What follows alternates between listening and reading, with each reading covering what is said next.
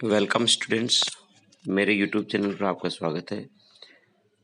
आज का ये जो वीडियो है वो कोण नारायण की कविता के बहाने है उससे लिया गया है, जिसमें ये बताया गया है प्रस्तुत पंक्तियाँ हमारी पाठ्य पुस्तक आरोह भाग 2 के अध्याय 3 में कविता के बहाने से ली गई है, जिसके रचयिता कोण नारायण है।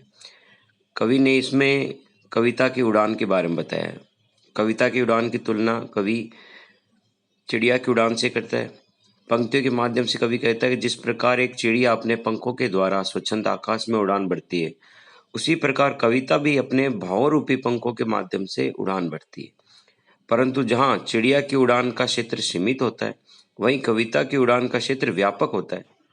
वह अपने भाव रूपी पंखों के माध्यम से सर्वत्र उड़ान भरती है, अर्थात कविता में निहित भावों का प्रसार सर्वत्र होता है। तो कुल मिलाकर इसमें कवि ने कविता की उड़ान की तुलना चिड़िया की उड़ान से की है, पर चिड़िया है वह कविता की उड़ान के महत्व को नहीं समझ पाती, उसकी उड़ान का क्षेत्र सीमित होता है। वही कविता की उड़ान का क्षेत्र व्यापक होता है, वह प्रत्येक के हृदय को अपने भावों से स्पर्श करती है। आइए अब देखते हैं इसके विशेष पॉइंट कौन कौन से हैं। इसमें विशेष जो पहला है वो हमें इसके भावों से संबंधित लिखना है कि इसके अंदर भाव किस प्रकार के व्यक्त हुए हैं। तो पहला जो भाव आप लिखोगे वो है इसमें कि यहाँ पर कविता की उड़ान की तुलना चिड़िया की उड़ान से की है।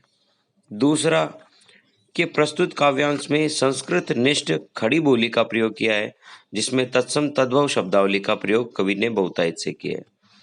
काव्यांश में प्रसाद गुण का सुंदर प्रयोग हुआ है। आप इसमें यह भी लिख सकते हैं प्रसाद के साथ माधुर्य गुण का प्रयोग हुआ है। अनुप्रास, उपमा व रूपक अलंकार का भी सुंदर प्रयोग हुआ है। धन्यवाद।